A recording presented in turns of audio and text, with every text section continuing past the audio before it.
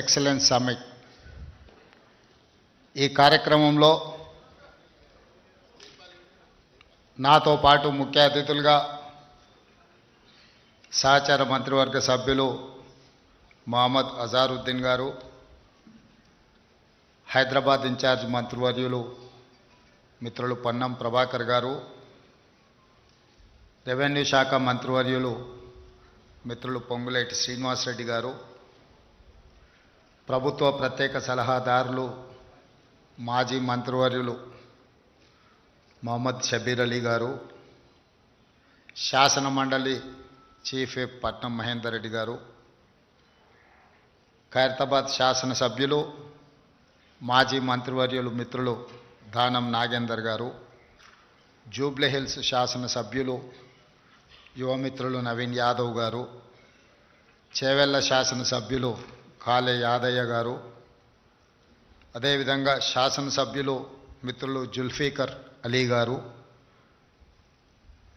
మొహమ్మద్ ఫహీం కురేషి గారు, కుస్రు పాషా గారు, ఉబైదుల్లా కోత్వాల్ గారు, తాహిర్ బిన్ అహ్మద్ గారు, అజ్మతుల్లా వక్ఫ్ బోర్డ్ చైర్మన్ గారు, దీపక్ జాన్ సికింద్రాబాద్ జిల్లా పార్టీ అధ్యక్షులు, ఇతర కాంగ్రెస్ పార్టీ నాయకులు, ఈనాడు ప్రత్యేకంగా అభినందించడానికి ఆహ్వానించిన గ్రూప్ 1, గ్రూప్ 2, గ్రూప్ 3, గ్రూప్ 4 ఇతర విభాగాలలో నైపుణ్యాన్ని ప్రదర్శించి తెలంగాణ రాష్ట్రానికి గౌరవ ప్రతిష్టలు పెంచిన మైనారిటీ యువమిత్రులందరినీ కూడా మనస్ఫూర్తిగా ఈ సందర్భంగా నేను అభినందిస్తున్నాను.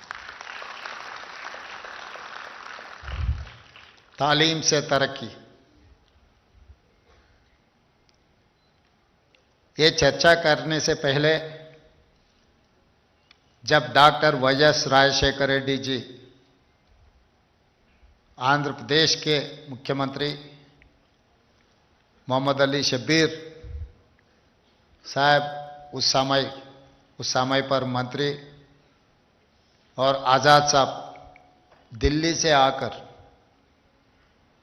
माइनॉरिटियों का हालात देखकर ये नौजवानों को सरकार में हिस्सेदार बनाना, कांग्रेस पार्टी का मतलब सेक्युलर, कांग्रेस पार्टी का मतलब हिंदू मुसलमान दो आंखें, ये बातों में नहीं काम करके दिखाने के लिए उस दिन श्रीमती सोनिया जी के नेतृत्व में 4% रिजर्वेशन आप माइनॉरिटी भाइयों को बहनों को इस राज्य में दिलाए। तारीख गवाह है, बहुत सारे लोग बार बार खिलाफ किए, माइनॉरिटियों को रिजर्वेशन देने का जरूरत नहीं है बोल के आवाज उठाए, हाई कोर्ट सुप्रीम कोर्ट तक वकालत डाल के रिजर्वेशन हटाने के लिए कोशिश किए। सड़क से लेकर संसद तक जो हमारे परिवार माइनॉरिटी भाइयों का रिजर्वेशन हटाने के लिए कुछ लोग, कुछ पॉलिटिकल पार्टीज बहुत सारे कोशिश किए, मगर सोनिया जी के नेतृत्व में मनमोहन सिंह जी, आज राहुल गांधी, प्रियंका गांधी जी, कांग्रेस पार्टी ने इतना कोशिश किए, इतना ताकत लगाए, मोदी अमित शाह दोनों मिलकर कोशिश किए तो भी नाकामयाब हुआ। मैं इस तारीख से, आज इस मंच से मैं बोलना चाहता हूं, अमित शाह ने तेलंगाना राज्य में आकर छेवेल्ला से ये बात कहा, हमारे हुकूम में माइनॉरिटी का रिजर्वेशन हम हटा देंगे, ये हमारे वादा बोल के अमित शाह जी ने कहा। उसी समय पर हम सब लोग बोले, हिम्मत है तो तेलंगाना राज्य में नहीं, गुजरात में हटा के दिखाओ माइनॉरिटियों का रिजर्वेशन, हम देखेंगे। आपको मुकाबला कांग्रेस पार्टी करने वाला है सड़क से लेकर संसद तक। जब तक कांग्रेस पार्टी है इस देश में सेक्युलर फोर्सेस जिंदा रहेंगे। वो सेक्युलर फोर्सेस के लिए हमेशा कांग्रेस पार्टी लड़ने वाला है। इसीलिए आज जो 4% रिजर्वेशन उस दिन आप लोगों के लिए, आपके परिवार, आपके पिताजी माताजी कोई ऑटो चला रहे होंगे, कोई टेलरिंग, कोई छोटे मोटे काम, हाथ के काम, गली में काम, कुछ ना कुछ काम करके, मेहनत करके, पैसे पैसे जमा करके आप लोगों को पढ़ाई के लिए मदद की है। मगर पढ़ने के बाद आप लोग क्या बनना है? पढ़ाई का कुछ वजह होना है। पढ़ाई पूरी होने के बाद समाज में इज्जत मिलना है। इज्जत मिलना है तो सरकार नौकरी देना है। सरकार में नहीं, प्राइवेट में भी आपका नौकरी मिलने का कोशिश सरकार करना है। इसीलिए हम लोग 2011 में ग्रुप 1 का परीक्षा खत्म हुए तो 15 साल कोशिश भी नहीं किए। हां, एक बार कोशिश किए पिछले सरकार ने, मगर पूरा क्वेश्चन पेपर्स जिराक्स सेंटर में पल्ली बटानी जैसा बेचते गए। जो पैसे है, जो खरीद सकता है, उन लोगों को ग्रुप 1 ऑफिसर बनाने के लिए पिछले सरकार ने कोशिश किया। पब्लिक सर्विस कमीशन में यहां सब लोग पढ़े लिखे से लोग हैं मंच पे और मेरे सामने भी, जो ग्रुप 1 ग्रुप 2 एग्जाम कंडक्ट कर दे के नौकरी देने वाला, उससे बेहतर पढ़े लिखे से वाले रहे तो कौन पढ़ा है, कौन लिखा है, वो क्या कर सकता है, उसको अंदाजा कर सकता है। मगर पिछले सरकार ने यह कहा, आरएमपी डॉक्टर को पब्लिक सर्विस कमीशन मेंबर ने बनाया। छोटे छोटे लोगों को, गली में घूमने वालों को, पिछले सरकार में जो कुर्सी में बैठा हुआ था उनके चमचे लोगों को ग्रुप 1 पब्लिक सर्विस कमीशन में मेंबर बनाए। तो वो लोगों को क्या पता है, चलो भाई कुछ ना कुछ मिल रहा है ना, कुछ ना कुछ बेच दो, कुछ ना कुछ ले लो। ऐसे चलाया ग्रुप 1 पब्लिक सर्विस कमीशन की ये पूरा। हम आने के बाद सबको बर्खास्त कर दिए, एक को भी छोड़ा नहीं, मैं सबको साफ कर दिए। यूनियन पब्लिक सर्विस कमीशन जो आईएएस, आईपीएस, आईएफएस जिनको चुनते हैं, वो ऑफिस में जाकर दिल्ली में बैठकर पब्लिक से यूपीएससी कमीशन चेयरपर्सन से मिलकर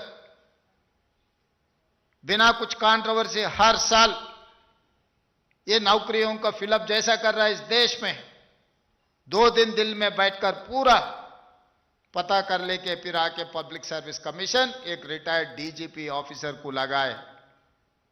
पब्लिक सर्विस कमीशन में माइनॉरिटी मेंबर को भी लगाए, पढ़े लिखे सो आदमी को, क्योंकि उनको माइनॉरिटियों का तकलीफ पता लगता है। उर्दू में अगर कुछ पेपर तैयार करना है तो कुछ समझदार आदमी पब्लिक सर्विस कमीशन में रहने के लिए माइनॉरिटी मेंबर भी पब्लिक सर्विस कमीशन में जगह देकर कांग्रेस पार्टी ने पब्लिक सर्विस कमीशन से ये ग्रुप 1 परीक्षा पूरी की। इल्जाम लगाए, हमारे ऊपर आरोप लगाए, ये सरकार भी ऐसे वैसे किए, ये सही नहीं है, इन लोगों को पूरा परीक्षा हटा दो, नया नोटिफिकेशन देने के लिए बीआरएस पार्टी, केटीआर सब मिलकर हाईकोर्ट से लेकर सुप्रीम कोर्ट तक आपके तरफ से हमारा कोई लेन देन नहीं है। मेरा परिवार से या शब्बीर भाई परिवार से नहीं, अजहरुद्दीन भाई के परिवार से कोई हम ग्रुप 1 नौकरी नहीं लिए, हमको मिलने वाले भी नहीं है, हमारे बच्चे परीक्षा भी नहीं लिखे। मगर हम समझे आप सब लोग हमारे बच्चे हैं, हमारे परिवार समझकर अच्छे अच्छे वकीलों को लगा के हाई कोर्ट से लेकर सुप्रीम कोर्ट तक लड़के आप लोगों को नौकरी दिलवाया। इसीलिए आप लोग यहां बैठा हुआ है, आप लोग ग्रुप 1 ऑफिसर बने। 35 साल इस राज्य में आप लोग काम करने वाला है।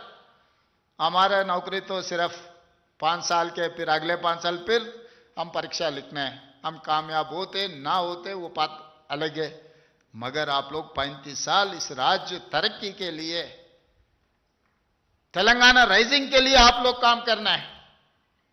ग्रुप 2 में भी यही आरोप लगाया, वहां पर भी वही लड़कर सुप्रीम कोर्ट तक केस लड़कर आप लोगों को नौकरी दिलवाया।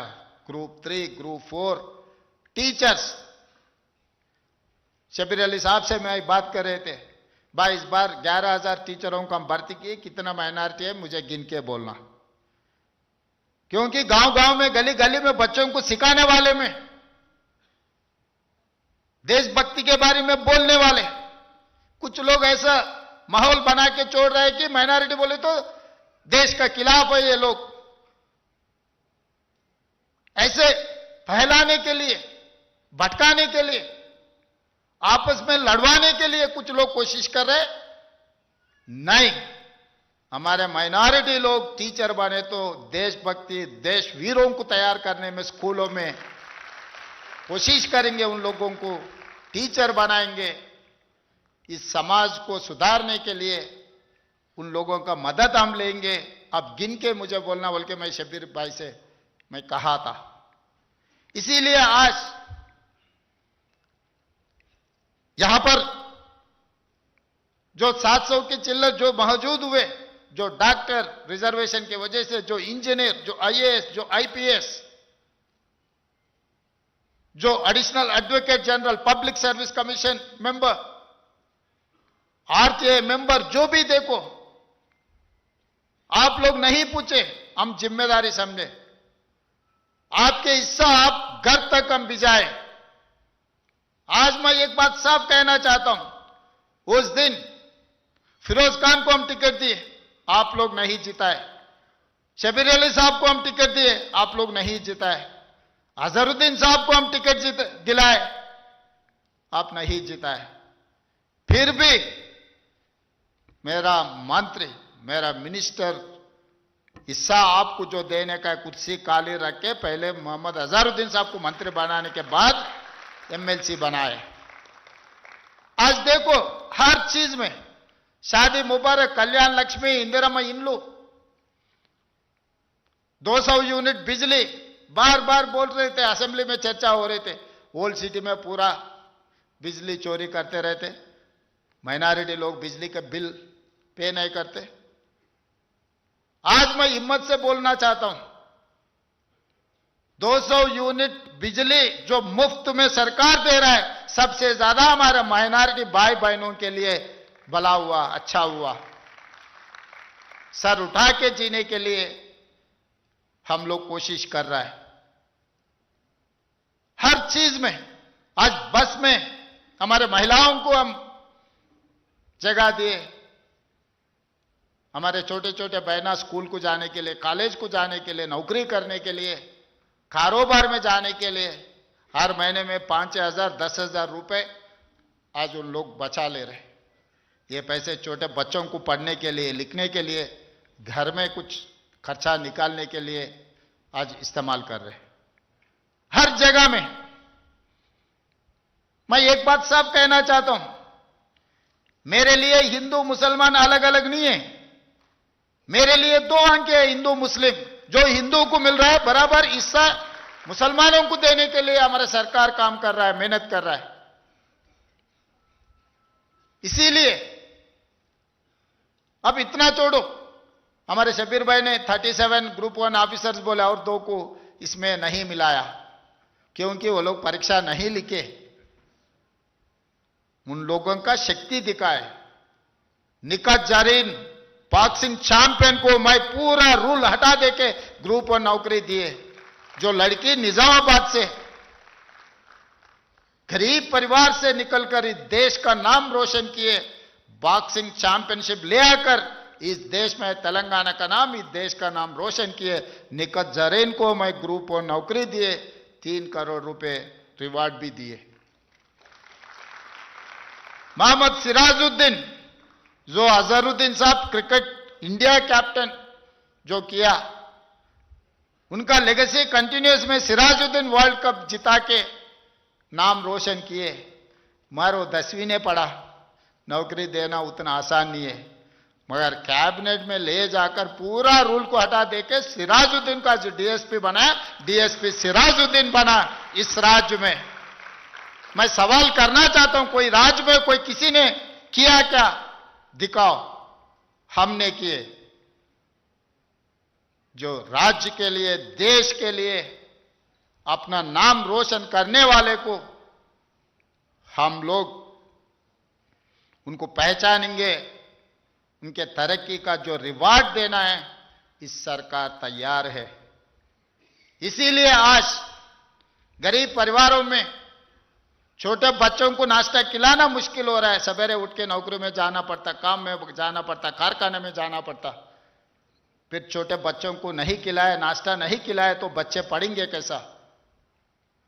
और स्कूल को भी गया, पेट में कुछ नहीं है तो क्या सुनने वाला है, क्या समझने वाला है? इसीलिए आज नाश्ता से लेकर लंच और शाम को ब्रेकफास्ट भी देने के लिए आज सरकार वजन उठाए।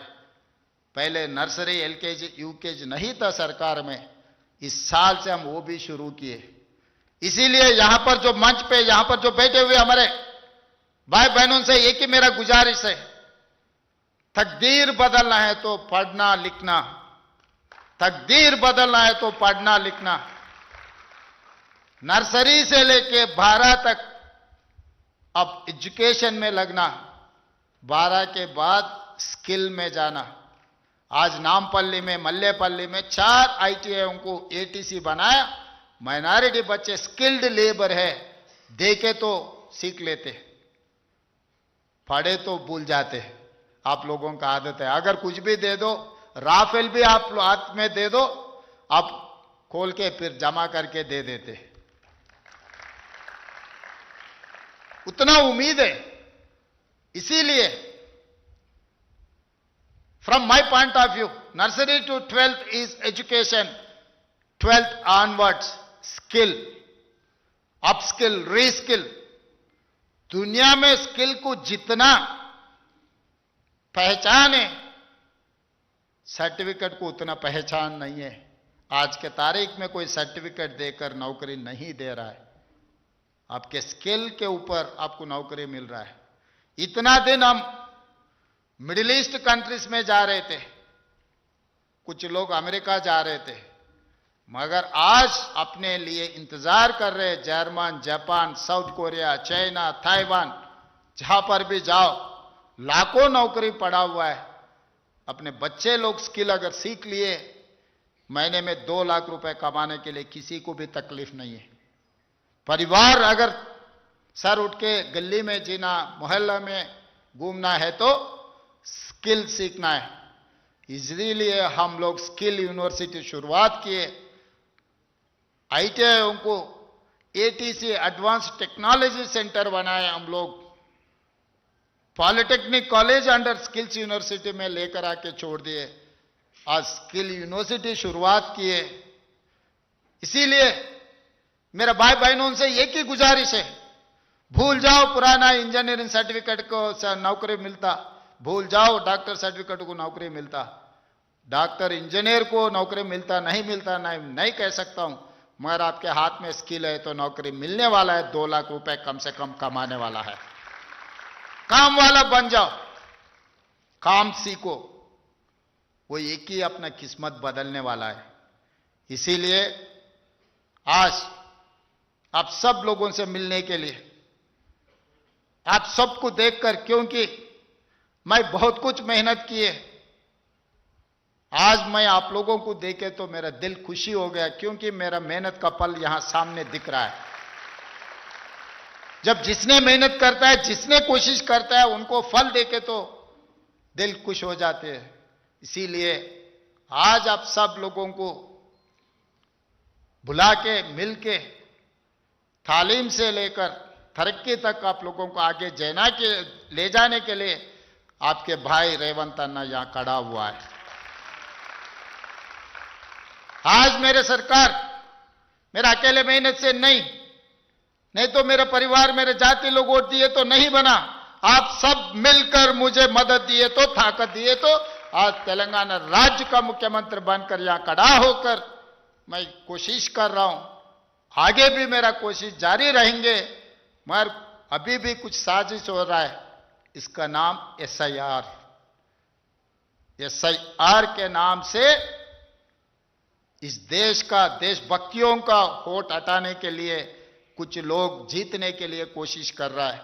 आप लोग देखें, वेस्ट बंगाल में, बिहार में, आने वाले दिनों में उत्तर प्रदेश में, हर जगह जगह में ऐसी कोशिश कर रहा है। बोल रहे थे परसों कुछ लोग, बंगाल हासिल हो गए, अभी तेलंगाना हासिल करने वाले।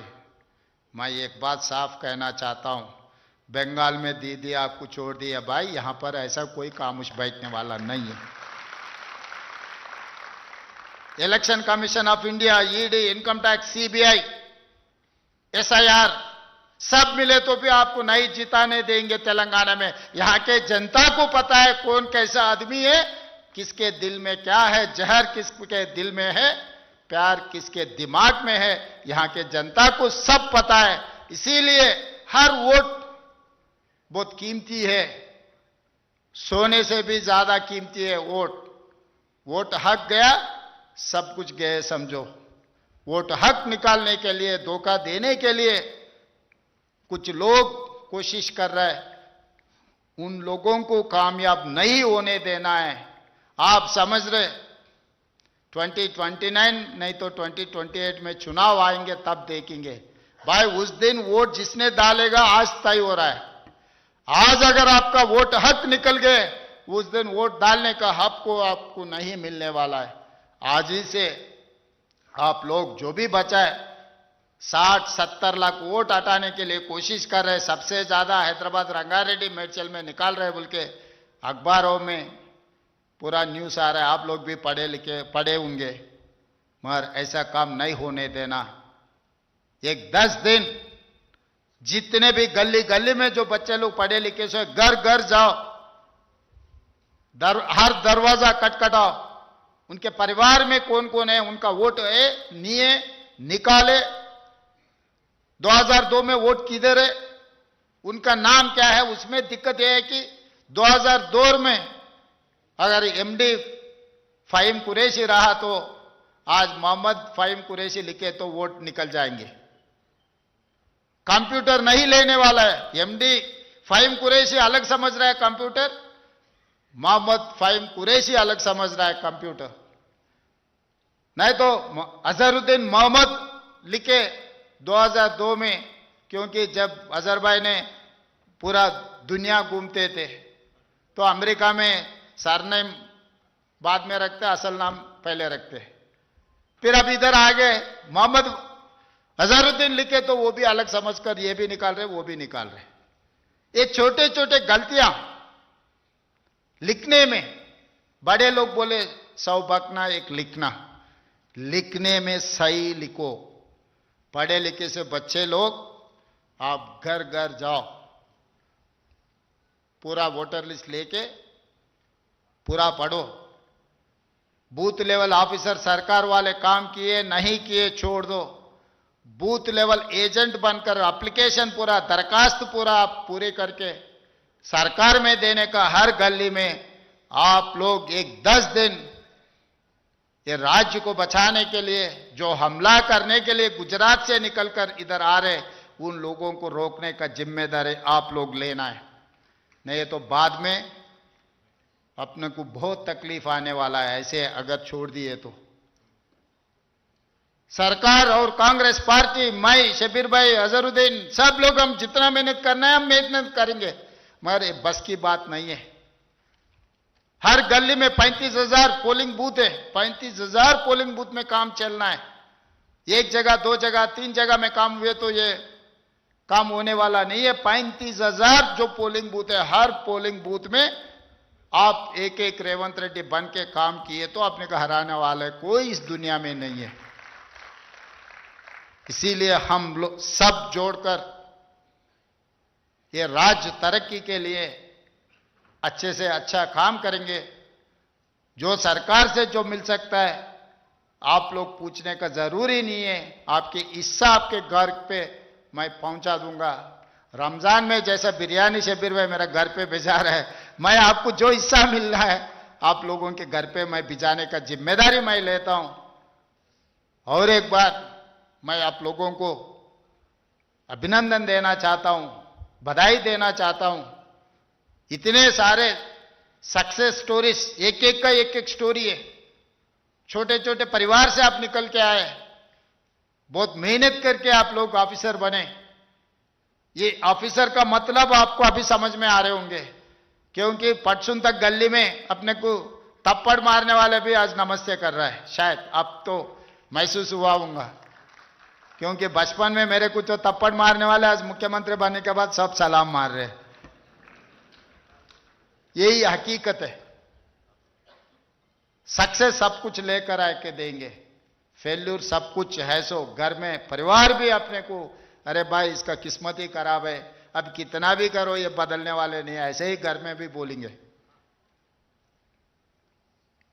इसीलिए मैं आप सब लोगों को बधाई देकर यहीं मैं आखिरी में, और हज को जाने का हर आदमी, हर इंसान का जन्म में एक मौका लेने के लिए कोशिश करते हैं। इस बार हज को जाने का 7,000 लोग तय हो गए। अचानक केंद्र सरकार ने हर किसी का 10,000 रुपये बढ़ा दिए। भाई करीब लोग जाने का वक्त आ गया, पूरा तैयारी कर लिए, 10,000 कहां से लाएंगे? इसीलिए हमारे कमेटी चेयरमैन का उबैदुल्ला कोतवाल साहब, सब लोग मिलकर मुझे बोले तो कुसूर पाशा जी मुझे मिलकर, साहब ये 10,000 हम कहां से जमा करेंगे 7,000 लोगों को? ये तकलीफ है, आप कुछ सोचो। बोले तो जब भी सरकार से 7,000 लोगों को, हर किसी को 10,000 रुपए सरकार से पैसे मैं दिया। इस देश में कोई मुख्यमंत्री नहीं किए। वहां पर बस एक्सीडेंट में शहीद हुए तो हर परिवार को मैं मदद किए। जब भी सब लोगों को वहां पर भेजा। असदुद्दीन ओवैसी साहब ने मुझे फोन किया, भाई ऐसा एक्सीडेंट हो गया, 40-45 लोग मर गए। बोले तो तब का तभी एमएलए, नामपल्ली एमएलए सबको वहां पर मैं भिजाया। वो सरकार से ने अपने सरकार से उनके परिवार को मदद किए। जब आपको तकलीफ है, आप खुशी में मुझे याद रखे नहीं रखे मुझे कोई परवाह नहीं है, मगर तकलीफ है तो मुझे याद करो, मैं हाजिर हूंगा। धन्यवाद।